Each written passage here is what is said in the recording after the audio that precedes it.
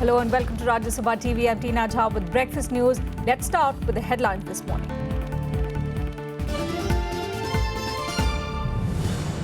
Switzerland agrees to back India's bid for membership to the elite nuclear suppliers group. Modi arrives in Washington on 3-day tour, meets leading think tanks, then pays tribute to Kalpana Chawla.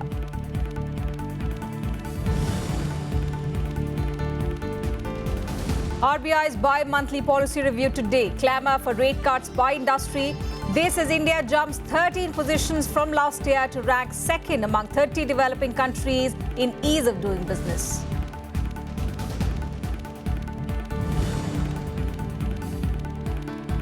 Election Commission asks government to give it powers to cancel or postpone polls. Allegations of use of money power mars forthcoming Rajya Sabha polls as Congress and BJP trade charges.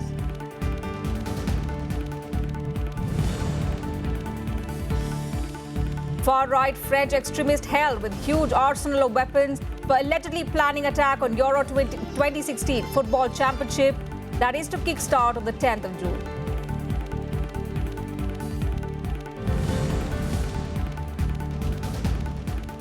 And UN nuclear watchdog says North Korea has reopened plant to produce plutonium for its nuclear weapons.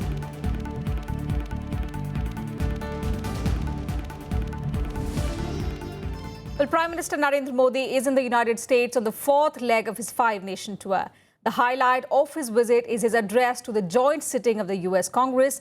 After arrival in Washington, Modi also met leading think tanks in the United States who shape their foreign policy. Here's a detailed report. Prime Minister Narendra Modi on the penultimate leg of his five-nation tour, arriving in Washington on a 3-day visit. A packed schedule ahead includes meeting US President Barack Obama and an address to the joint sitting of the US Congress. Among the highlights of the day was a meeting with leading think tanks. The idea of the interaction was, as MEA spokesperson Vikas Swarup tweeted, probing the minds of those who shape US foreign policy. The aim of the interaction was to understand from them how they see global trends in the coming years, the challenges, and what US and India could work together, keeping in mind, if you recall, among the templates that the Prime Minister has articulated is what can US and India do together for the world, and that was really the theme. Since 2014, there have been 6 meetings and countless phone calls between Obama and Modi. The significance of the growing India-US relations also highlighted by the fact that since assuming power, this is Prime Minister Modi's 4th visit to the US. Well, I think this visit offers an opportunity to highlight all the progress that's been made on the India-US relationship over the last 2 years. And I think this is partially because the two countries have converging security interests. Both countries are interested in hedging against China's rise and cooperating in the Indian Ocean region and the Asia-Pacific region. But also, I think the two leaders do have a chemistry.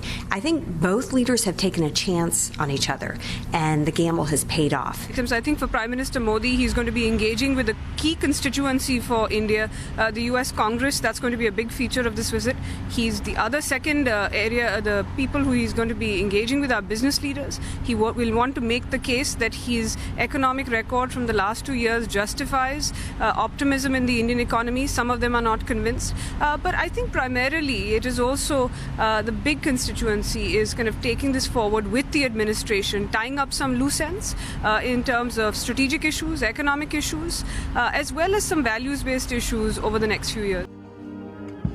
The Prime Minister also laid a wreath at the tomb of the unknown soldiers and paid homage to Indian-American astronaut, the late Kalpana Chawla, at Arlington National Cemetery in Washington. He also had a brief interaction with the Chawla family and senior officials from NASA. Modi also met Indian-American astronaut Sunita Williams at the Space Shuttle Columbia Memorial. I think everybody understands that space is a very common goal for both the United States and India, and I'm hoping that we'll be working together in the future. Later, the Prime Minister also attended a ceremony for return of idols with the US Attorney General at the Blair House. The Prime Minister highlighted the significance of heritage in strengthening relations between countries. दुनिया के देशों के साथ जो संबंध रहते हैं, उसमें वर्तमान की बहुत बड़ी भूमिका होती है। लेकिन कभी-कभी हेरिटेज भी दो देशों को जोड़ने का एक अहम कारण बन सकता है. For this particular ceremony, 12 pieces were identified as being ready to be handed back to the government and people of India.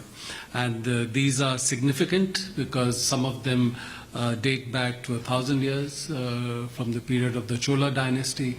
Some of them date back to more than 2,000 years, some terracotta pieces and others. The Prime Minister will also address the 40th AGM of the USIBC, that is the US-India Business Council, and meet US business leaders. Bureau Report, Rajya Sabha TV. And while the Prime Minister is in the United States, President Pranab Mukherjee will embark on a 4-day visit to Ghana and Ivory Coast from 12 June onwards. This will be the first high-level visit from India since the establishment of diplomatic relations between both countries. Mukherjee will first head to Ghana, where he will have talks with President John Dramani Mahama on a range of bilateral as well as global issues. He will then depart for Ivory Coast on the 14th of June, where he will hold talks with President Alassane Ouattara, followed by delegation-level talks on a wide range of issues of mutual interest. First of all, I would like to... He will visit the two countries with the aim to boost bilateral ties in the areas of trade, investment and global issues. During his visit, he will be conferred the National Order of the Republic of Ivory Coast, the highest honor of the country. Well, India now ranks as the second best among 30 developing countries when it comes to ease of doing business. This year's list shows that India has moved 13 positions from last year when it was ranked at number 15, below Malaysia, Brazil, Indonesia and Sri Lanka, among others. China has retained the top slot for the second successive year, according to A.T. Kearney 2016 Global Retail Development Index. The report ranks top 30 developing countries for retail investment worldwide.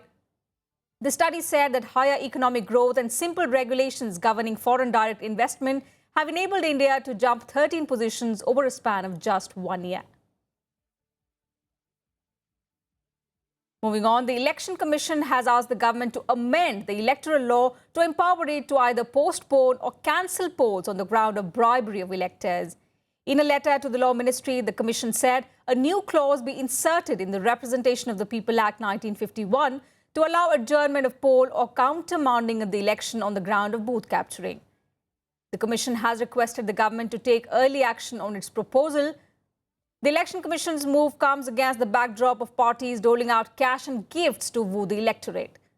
At present, the Commission has powers under Article 324 of the Constitution to cancel or postpone polls if they have been vitiated due to use of money to get votes.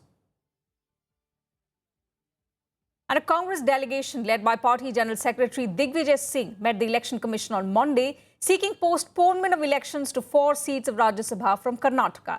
The polls there are scheduled for the 11th of June. The party is also said to have moved 14 independent MLAs from Karnataka in the wake of serious allegations of use of money power in the polls. A delegation of Congress leaders met the Election Commission in Delhi, seeking postponement of elections to 4 seats of the Rajya Sabha from Karnataka. This after a political slugfest in the wake of the sting operation into the use of money power during the polls from the state. हमने आज माननीय चुनाव आयोग से अनुरोध किया है कि जो कर्नाटका में स्टिंग ऑपरेशन हुआ है उसमें ऐसा कोई पर्याप्त प्रमाण नहीं है जिस तरह का कि झारखंड के राज्यसभा इलेक्शन के काउंटरमांड होने में था। यहाँ से जो स्टिंग ऑपरेशन हुआ है उसमें ऐसे कहीं प्रमाण नहीं है, कोई तथ्य नहीं है। इसलिए ये अनुचित होगा कि झारखंड का उदाहरण देकर कर्नाटक में चुनाव राज्यसभा का निरस्त किया जाए। The Congress party has also reportedly moved 14 independent MLAs from Karnataka to a hotel in Mumbai. Obviously, if people know that the Congress is winning and people try and poach, then obviously protective steps, which you call Operation Secure and you call it wrongly according to me, protective steps are taken and steps are also taken to expose such persons who are trying or who are experienced and expert in poaching. But let me be very clear, people who are trying to delay, obstruct and avoid this election know that the Congress is on the winning streak. BJP meanwhile has criticized Congress over this issue, saying the developments have revealed its true face. Congress has been exposed to the public. Being a ruling party in Karnataka, their activities, it is highly condemnable, and taking independent and other MLAs to some resorts certainly gives a very bad name to the state of Karnataka. Where is the evidence? Without evidence, simply allegations. It's only allegation. There is no, to support the allegations, there are no documents at all. The Election Commission had on Friday sought a report from the state's chief electoral officer following media reports about the sting operation. Vishal Dhaya's report for Rajya Sabha TV. And staying with news from the Congress, after serving the grand old party for over 44 years, former Union Minister and 5-time lawmaker Gurdas Kamath announced his retirement from active politics and party position yesterday. He said he felt the need to make way for other younger leaders. Expressing his resentment for being sidelined by the party leadership, he said, and I quote, "I met Congress President about 10 days ago and expressed a desire to resign. For several months now, I have felt I need to take a back seat to enable others to get the opportunity. Since there was no reply, I formally informed that I would like to retire from politics," unquote. Currently, General Secretary in charge of Rajasthan, Kamath has declared that he will not enter the electoral fray for either the Congress or any other party. The abrupt decision comes as a setback to the Congress party, and it could also demoralize the Mumbai State Party unit, which is already grappling under various crises in the past couple of years. A lawyer by qualification, the 61-year-old Mr. Kamath has represented Mumbai Northeast Lok Sabha seat 5 times and served as Minister of Communications and IT in the Manmohan Singh government. And Uttarakhand Chief Minister Harish Rawat will be questioned for the second time today by the CBI. This is in connection with a preliminary inquiry into a sting operation allegedly involving him. The sting operation allegedly shows Rawat offering bribe to rebel Congress MLAs for support during the crucial floor test in the Uttarakhand Assembly, which Rawat later on went to win. The questioning for the second time is because the CBI said Rawat's response during the first round was unsatisfactory.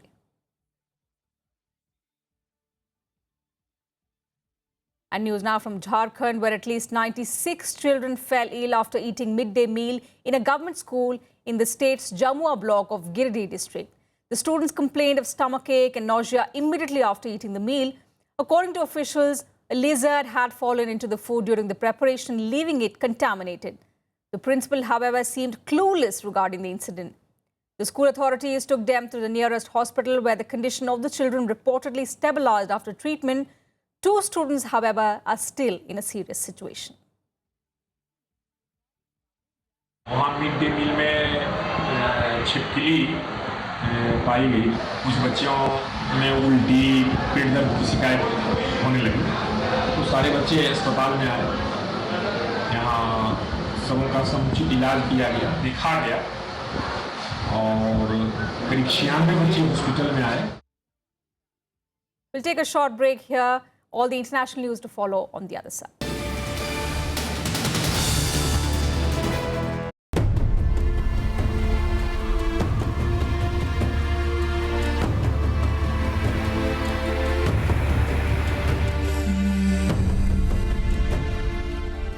This is Kibutu in Arunachal Pradesh, East Point East on the map of India. Kibutu is dangerously close to the Chinese pressure point.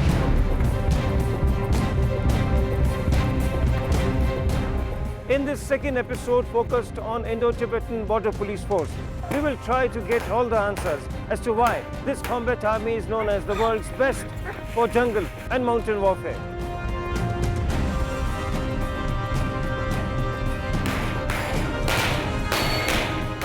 ITBP का deployment जो है विश्व का सबसे ऊंचा पर्वतों पर deploy किया गया फोर्सेस में से है।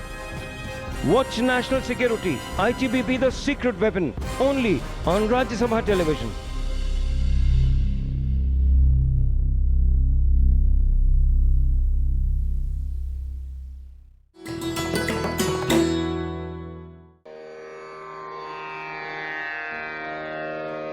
The sacred relics of Buddha were unearthed in Piprava in Uttar Pradesh. Buddhist monks from all over the world visit the National Museum to pay their respects. These charred bone fragments of Buddha are housed in the gold canopy gifted by the royal family of Thailand.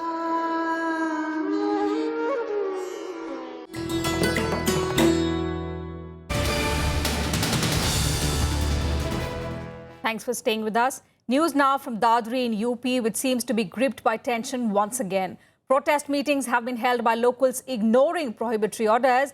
The protests were held demanding registration of an FIR against the family of victim Muhammad Akhlaq. The protests are following a fresh forensic report that the meat found at the scene of the attack was in fact beef.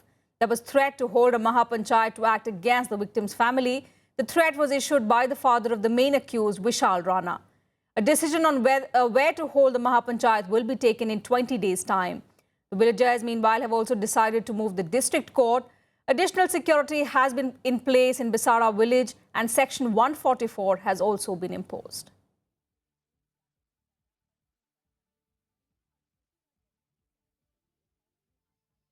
Forensic laboratory में सिद्ध हो चुका है कि वो गाय का मांस था। अब वो मिला है फ्रीज से किसी के, तो जो भी कानूनी कार्रवाई है, गौ हत्या और गौ मांस रखना दोनों चीजें उत्तर प्रदेश में बैन है, कानूनन जुर्म है, तो इसकी एक पूरी इंक्वायरी होनी चाहिए। The Supreme Court will hear a petition seeking a CBI probe into the clashes that erupted in Mathura last week. A vacation bench headed by Justice P.C. Ghosh ordered that the petition be listed for hearing on Tuesday. Now, although the centre has agreed for a CBI probe, but the UP government is yet to give the nod. The petitioner also demanded uniform compensation for the families of those killed in the violence. Remember, 29 people, including Mathura SP Mukul Dwivedi and SHO Santosh Kumar Yadav, were killed in the anti-encroachment clashes after the police tried to evict the illegal occupants from the Jawahar Bagh area following the Allahabad High Court's order. And shifting focus now to the big international story, suggesting the country's arms effort is widening, UN nuclear watchdog IAEA says that North Korea appears to have reopened a plant to produce plutonium from spent fuel of a reactor central to its atomic weapons drive.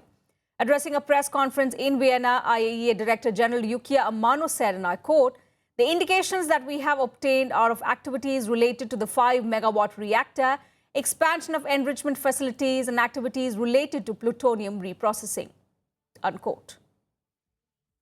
Pyongyang vowed in 2013 to restart all nuclear facilities, including the main reactor at its Yongbyon site that had been shut down and has been at the heart of its weapons program. IAEA head Yukiya Amano also said because the agency does not have monitors in North Korea, it cannot be certain about the North's activities.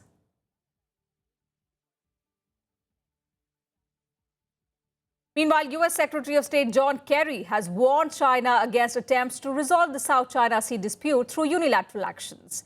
He urged all nations to find a diplomatic solution rooted in international standards as well as rule of law, countering Chinese criticism of US interference in the dispute. The South China dispute has become a flashpoint between both countries.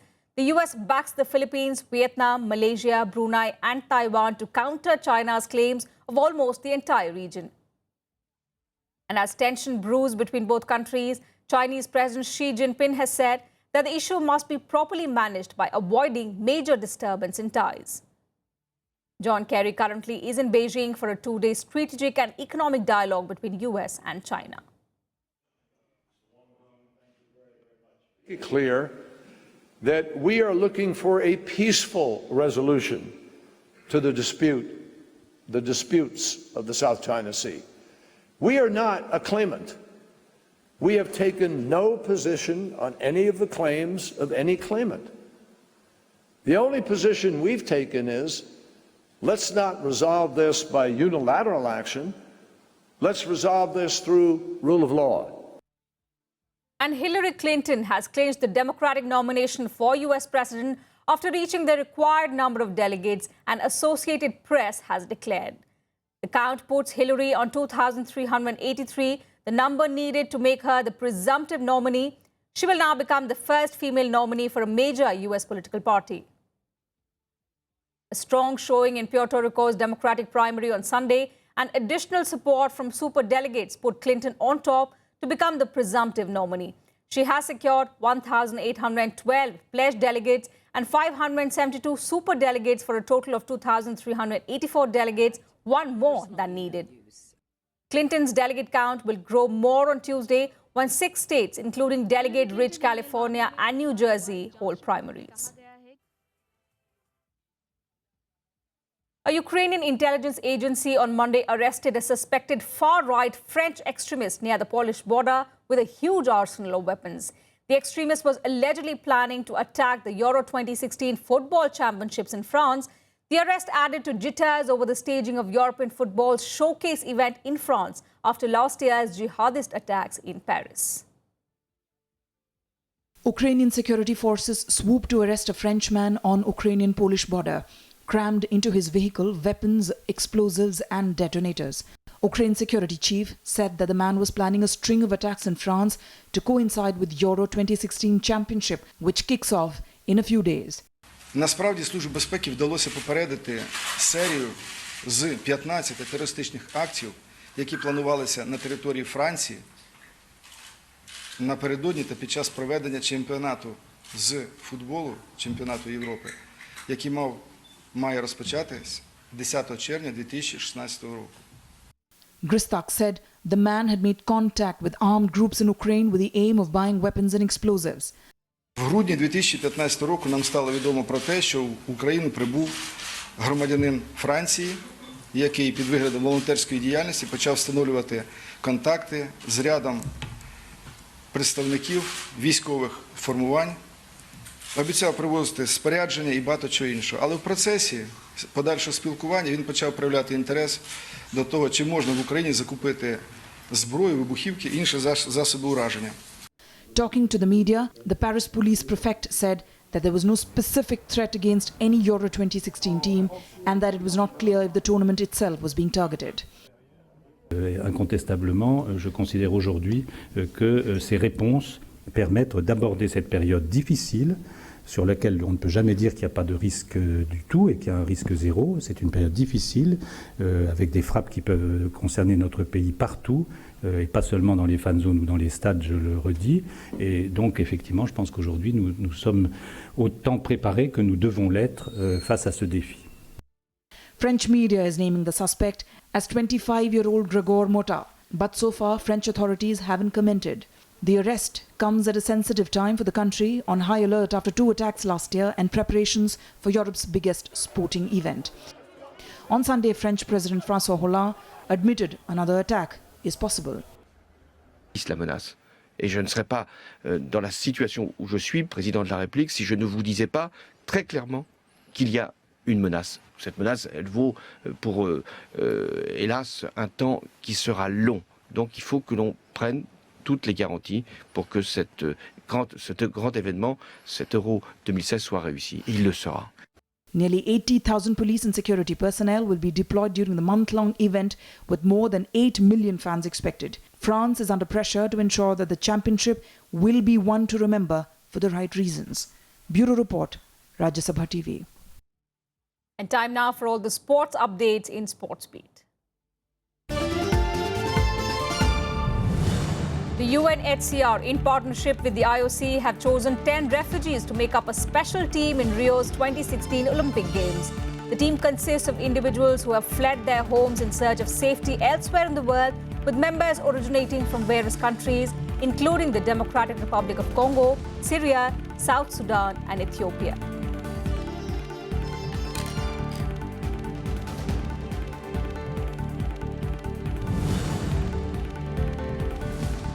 Spanish coach Vicente Del Bosque is hoping his side can learn from their 2014 World Cup nightmare and become the first country to win a third successive European Championship. After capturing the European title in 2008 and 2012 and a first World Cup in 2010, Spain did not cope with the pressure of being favourites in Brazil and were knocked out in the very first round.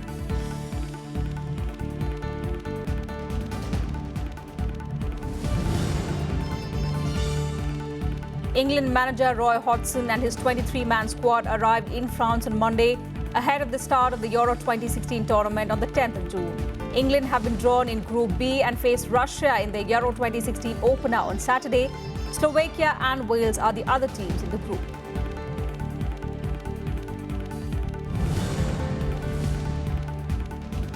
Chinese retail giant Suning Commerce Group Company Limited has agreed to buy nearly 70% of famed Italian soccer club Inter Milan for 270 million euros, the highest profile takeover of a European team so far by a Chinese firm. Suning confirmed the deal on Monday at a joint news conference with Inter Milan executives, including current majority owner and president Eric Thohir.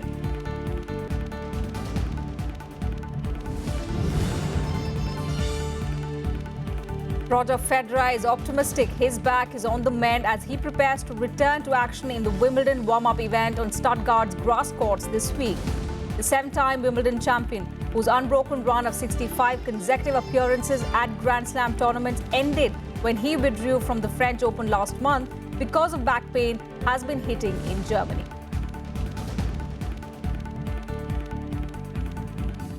And that's it from us in this bulletin. Thanks for watching.